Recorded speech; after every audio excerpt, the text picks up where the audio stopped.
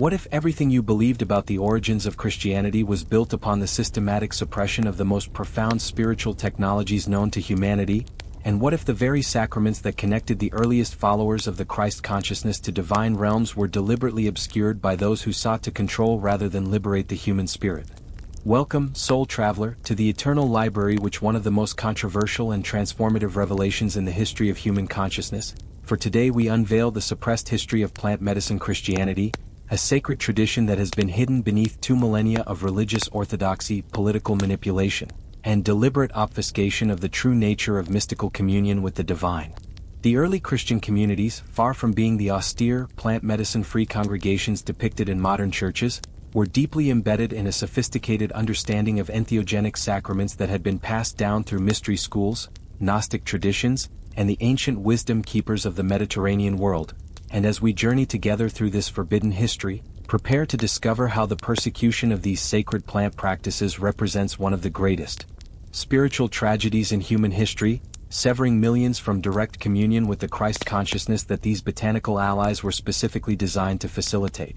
The scholar John Marco Allegro, whose groundbreaking work, The Sacred Mushroom and the Cross, sent shockwaves through the academic and religious communities in 1970, spent decades deciphering Sumerian cuneiform tablets and ancient Mesopotamian texts, discovering that the very name Jesus Christ contains linguistic roots that directly reference the sacred mushroom Amanita muscaria, with the word Christ deriving from the Greek Christos, meaning anointed one, but more specifically referring to the anointing with sacred oils that contain psychoactive compounds extracted from various plants, including the legendary soma of the Vedic traditions, the kykeon of the Eleusinian mysteries, and the chrism oils used in early Christian baptismal rites that contain DMT-rich acacia extracts, psilocybin mushroom preparations, and other consciousness-expanding botanicals that were considered essential for achieving the mystical union that defined authentic Christian initiation.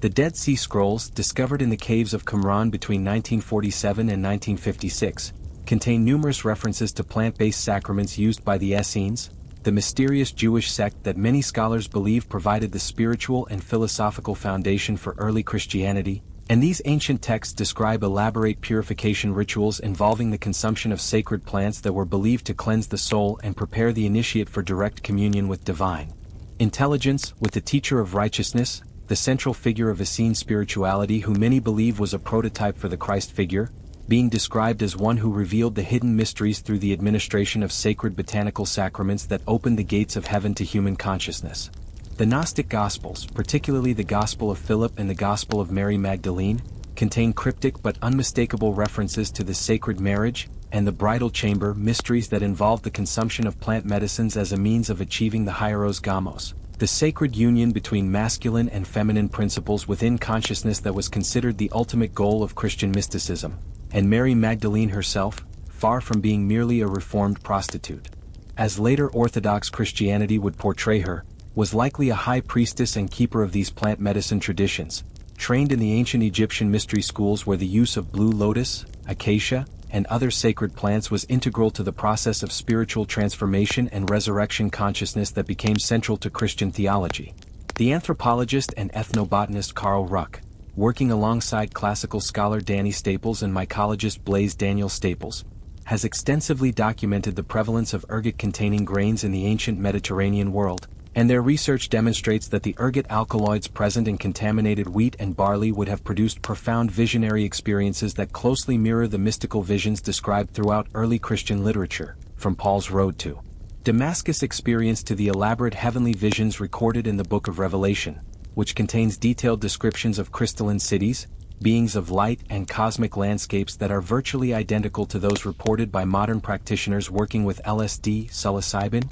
and other psychedelic compounds derived from the same ergot alkaloids that would have been naturally present in the bread consumed during the Eucharistic ceremonies of the earliest Christian communities. The early Church Father Clement of Alexandria, writing in the 2nd century CE, makes explicit references to the true gnosis that could only be achieved through participation in sacred mysteries that involved the consumption of substances that opened the inner eye and allowed the initiate to perceive the light that shines in the darkness. And his writings describe a 3-tiered initiation process in which the final stage involved the administration of a sacred drink that produced visions of Christ as the divine physician who heals the soul through direct spiritual contact, a description that perfectly matches the phenomenology of entheogenic experiences as documented by modern researchers like Roland Griffiths at Johns Hopkins, whose clinical studies with psilocybin have demonstrated that high-dose psychedelic experiences regularly produce encounters with divine or Christ-like figures that participants describe as more real and meaningful than any previous religious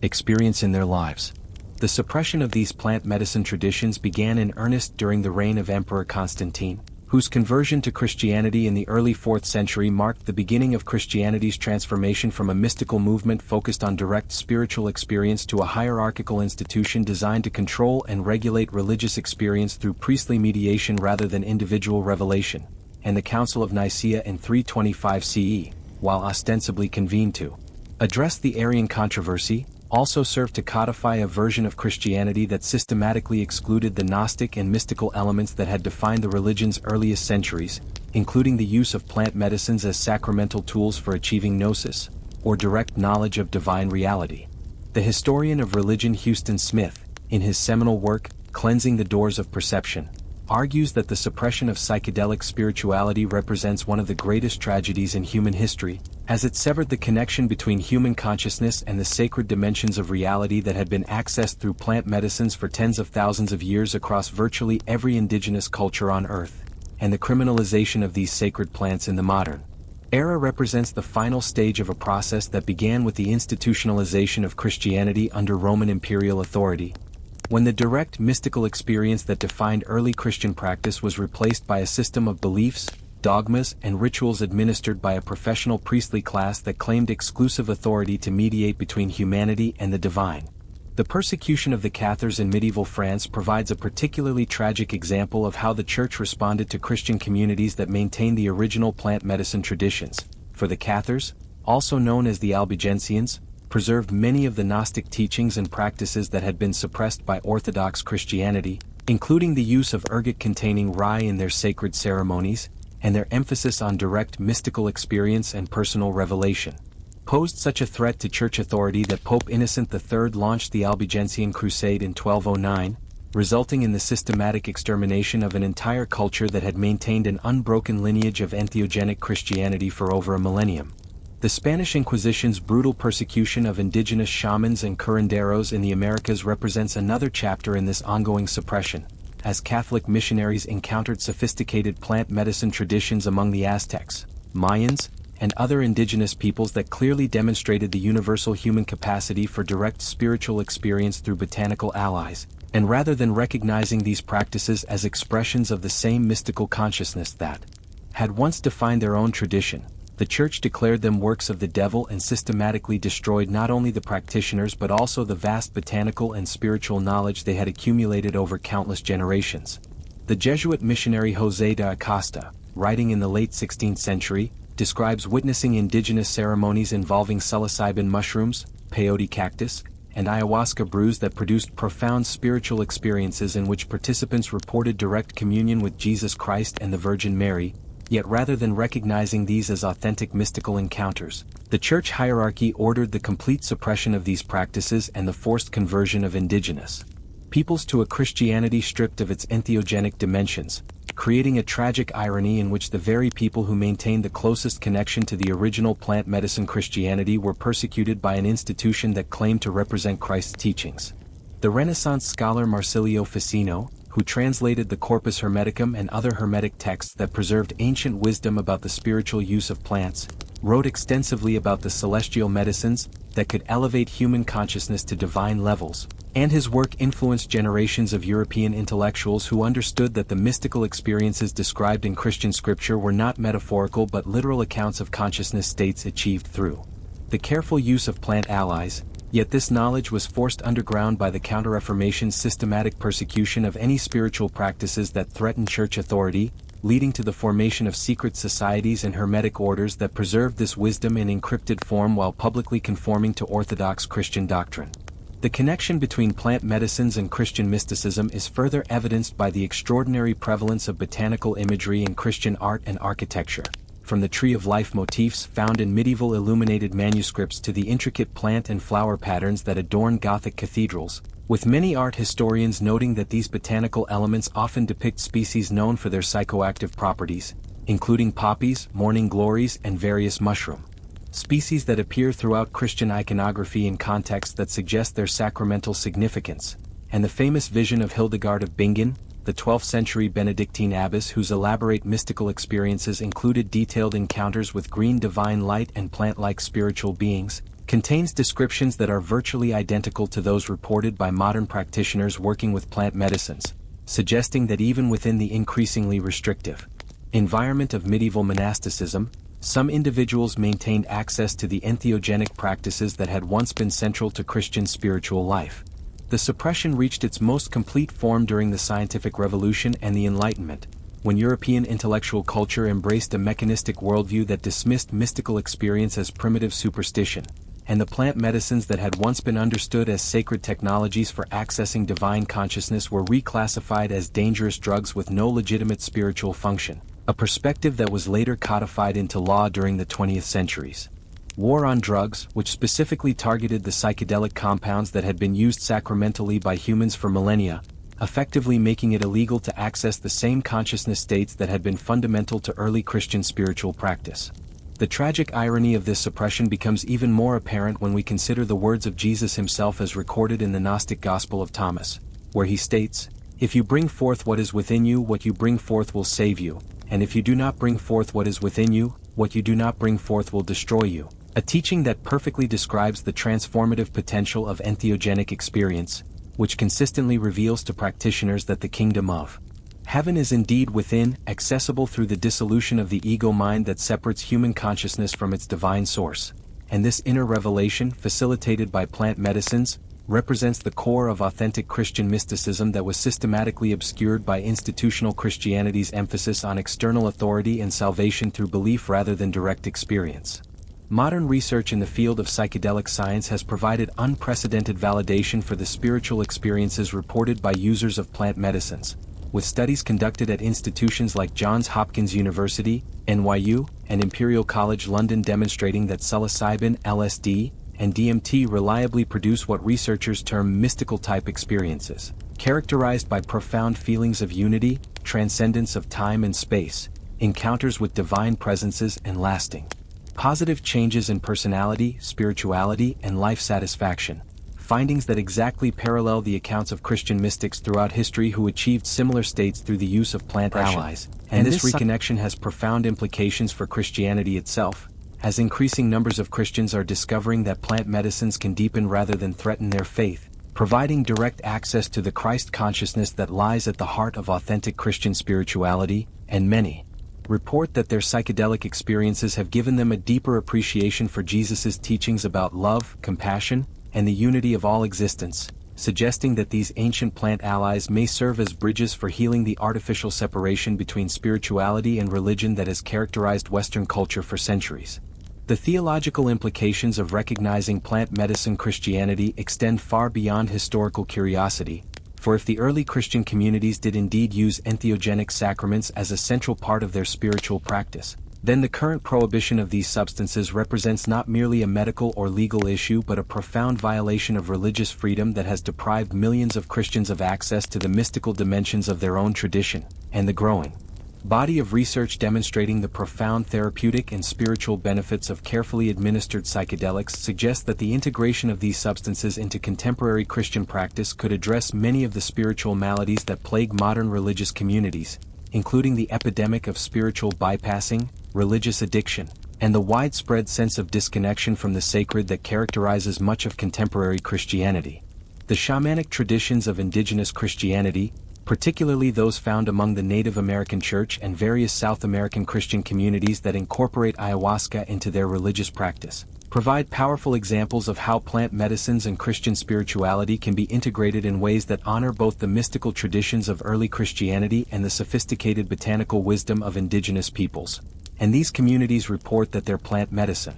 ceremonies consistently produce profound encounters with Christ consciousness that deepen their understanding of Jesus' teachings and strengthen their connection to divine love, forgiveness, and compassion in ways that traditional church services rarely achieve, suggesting that the future of Christianity may lie not in abandoning its mystical roots but in reclaiming and integrating the entheogenic practices that once defined authentic Christian initiation. The process of reclaiming plant medicine Christianity requires not only historical scholarship and scientific research but also the cultivation of the same spiritual discernment and sacred relationship with plant allies that characterized the early Christian communities, for these botanical teachers demand respect, proper preparation, and integration within a framework of spiritual discipline and community support, and the casual or recreational use of these substances without appropriate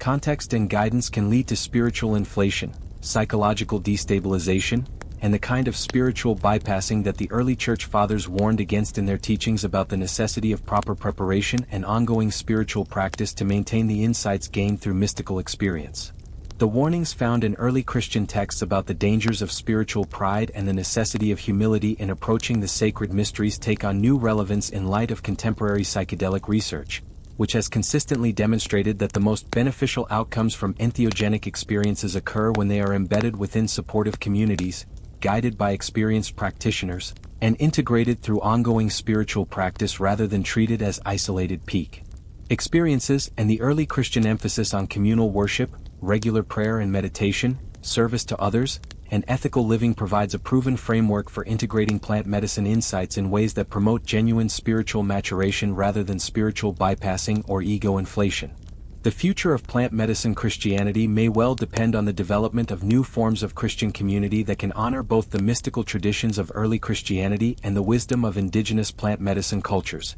creating spaces where entheogenic experiences can be approached with the reverence, preparation, and integration they require while maintaining connection to the ethical and theological framework that has sustained Christian spirituality for 2 millennia, and such communities would need to address the complex legal, ethical, and theological challenges posed by the current prohibition of psychedelic substances while working to educate both religious and secular authorities about the historical precedent and therapeutic potential of these practices when conducted within appropriate religious contexts. The scholar of religion William James, whose pioneering work, The Varieties of Religious Experience, documented the profound spiritual significance of mystical states regardless of how they are achieved, argued that the ultimate test of any religious experience is not its origin but its fruits, and by this standard, the plant medicine experiences reported by contemporary practitioners often demonstrate the same qualities that James identified as markers of authentic mystical experience: noetic quality, or the sense of gaining direct knowledge of spiritual reality;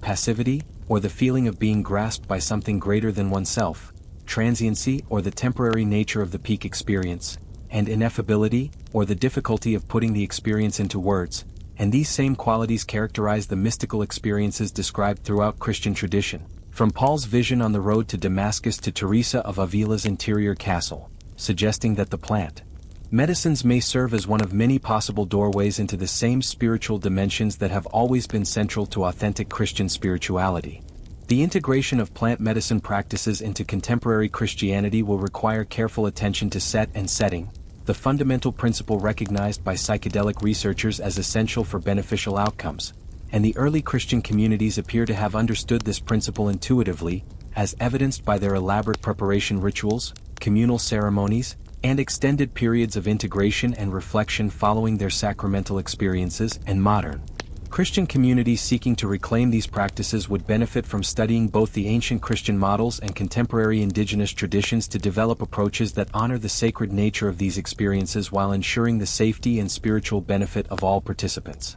The healing potential of plant medicine Christianity extends beyond individual transformation to encompass the healing of collective trauma that has resulted from centuries of separation from direct mystical experience. For many contemporary Christians carry unconscious wounds related to religious abuse, spiritual bypassing, and the enforcement of belief systems that discourage questioning and personal spiritual exploration. And plant medicines, when approached within a Christian context that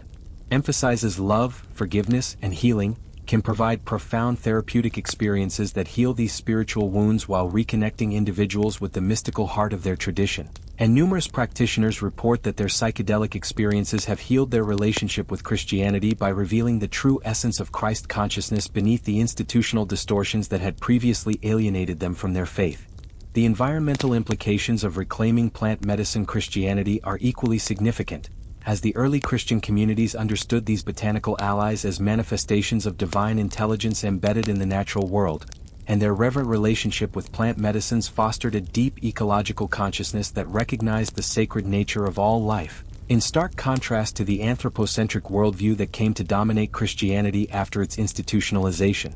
And the current ecological crisis may be understood, at least in part, as a consequence of humanity's disconnection from the plant intelligences that once served as teachers and guides for sustainable relationship with the earth, and the revival of plant medicine spirituality within Christian communities could contribute to the development of a truly ecological theology that recognizes the sacred presence manifest throughout the natural world rather than confining the divine to exclusively human or heavenly realms. The practice of working with plant medicines within a Christian framework requires the development of new liturgical forms that can incorporate these ancient practices while maintaining connection to the broader Christian tradition. And some pioneering communities have begun experimenting with adaptations of traditional Christian rituals that include the ceremonial use of legal plant medicines like San Pedro cactus or cannabis, creating sacred contexts in which participants can explore the mystical dimensions of Christianity while remaining connected to familiar prayers, hymns, and scriptural readings that provide grounding and continuity with their religious heritage. And these experimental liturgies often report profound experiences of communion with Christ consciousness that participants describe as more meaningful and transformative than any conventional church service they have attended, suggesting that the integration of plant medicines could revitalize Christian worship by reconnecting it with its mystical roots. The theological challenge of integrating plant medicine practices into contemporary Christianity requires serious engagement with questions of religious authority, scriptural interpretation, and the relationship between natural revelation and revealed religion. For if God is indeed present in the plant medicines as indigenous traditions have always maintained, then the prohibition of these substances raises difficult questions about the Church's role in mediating access to divine experience. And progressive Christian theologians have begun to argue that the exclusion of plant medicines from Christian practice represents a form of spiritual imperialism that privileges certain modes of religious experience while dismissing others. And they point to Jesus' own words about God's presence in all of creation as support for a more inclusive approach to spiritual practice that recognizes divine revelation in the natural world as well as in scripture and tradition. The psychological research on psychedelics has revealed that these substances consistently produce experiences of ego dissolution followed by ego reformation, a process that closely parallels the death and resurrection symbolism that lies at the heart of Christian theology. And many practitioners report that their plant medicine journeys have given them direct experiential knowledge of what Christians have traditionally called being born again, experiencing the death of their old self and the emergence of a new identity grounded in love, compassion, and connection to divine consciousness. And this experiential understanding of Christian rebirth often proves far more transformative and lasting than the intellectual acceptance of Christian doctrine that characterizes much of contemporary Christian conversion, suggesting that plant medicines may serve as powerful tools for facilitating authentic spiritual transformation rather than mere intellectual assent to religious propositions. The integration of plant medicine insights into Christian theology also requires serious consideration of the relationship between individual spiritual experience and communal religious authority,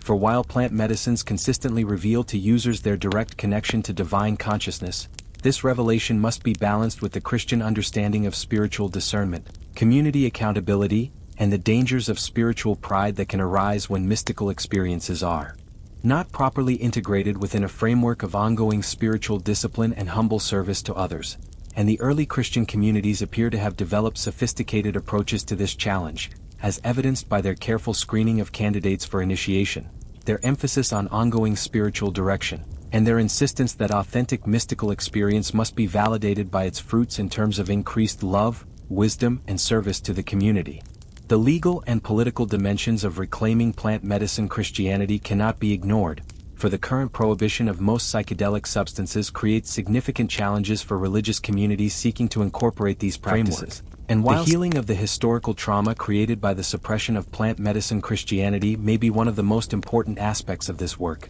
for both individual Christians and Christian institutions carry unconscious wounds related to the severing of their mystical roots. And the process of reclaiming these practices often triggers deep grief about what has been lost as well as anger about the forces that destroyed these traditions. And this healing process requires not only the recovery of historical knowledge but also the patient work of forgiveness and reconciliation with the institutional forces that perpetuated this suppression. Recognizing that many of those involved in the historical persecution of plant medicine practices believed they were protecting Christianity rather than harming it, even as we acknowledge the tremendous damage that was done by their actions. The future of plant medicine Christianity ultimately depends on the emergence of practitioners who can hold both deep reverence for the ancient wisdom traditions and sophisticated understanding of contemporary scientific, legal, and theological challenges. Individuals who can serve as bridges between the indigenous keepers of plant medicine wisdom and the Christian communities seeking to reclaim their mystical heritage. And such bridge builders require extensive preparation in multiple domains,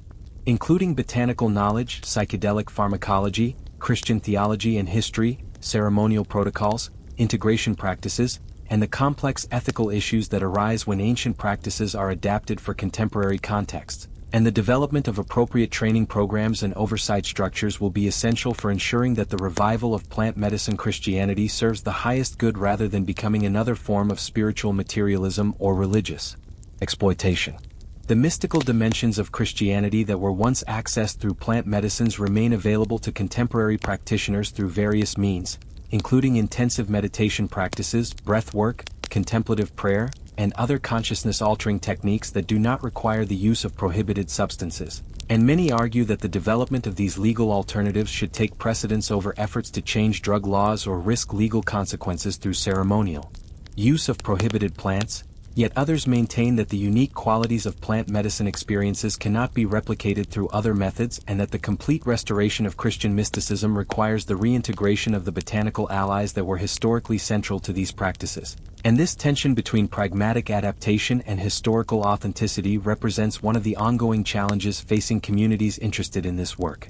The role of women in plant medicine Christianity deserves special attention, given the extensive evidence that women served as the primary keepers of botanical wisdom in ancient cultures and that the suppression of plant medicine practices was often connected to broader patterns of patriarchal control over women's spiritual authority, and the recovery of these traditions offers an opportunity to reclaim the feminine dimensions of Christianity that were systematically suppressed along with the plant medicines, including the goddess traditions that influenced early Christian spirituality, the role of women as spiritual teachers and healers, and the understanding of the divine as embodying both masculine and feminine principles. And many contemporary women report that their plant medicine experiences have connected them with ancient feminine spiritual wisdom that had been largely erased from mainstream Christianity, providing healing not only for individual wounds but for the collective trauma of patriarchal religious oppression. As we conclude this exploration into the suppressed history of plant medicine Christianity, we must recognize that this knowledge comes with both tremendous opportunity and tremendous responsibility, for the plant medicines that once served as bridges between human and divine consciousness remain as potent and sacred today as they were 2,000 years ago, and their proper use requires not only historical understanding and scientific knowledge but also the cultivation of the same spiritual qualities that characterized the early Christian communities: humility, discernment, love, service, and the recognition that all authentic spiritual practice must ultimately serve the healing and awakening of all beings rather than merely satisfying personal curiosity or spiritual ambition.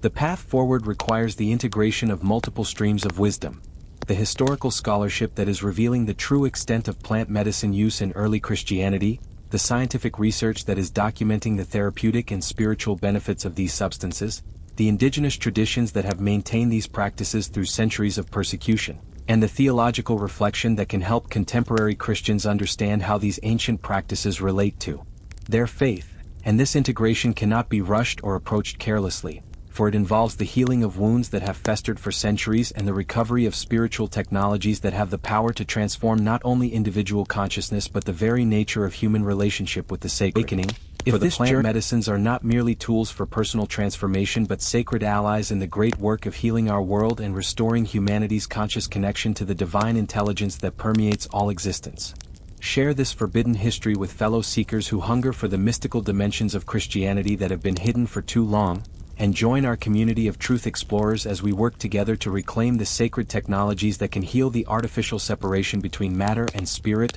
religion and spirituality, humanity and divinity that has caused so much suffering in our world. For the time has come to remember who we truly are and to step into our full potential as conscious participants in the ongoing evolution of divine consciousness on earth.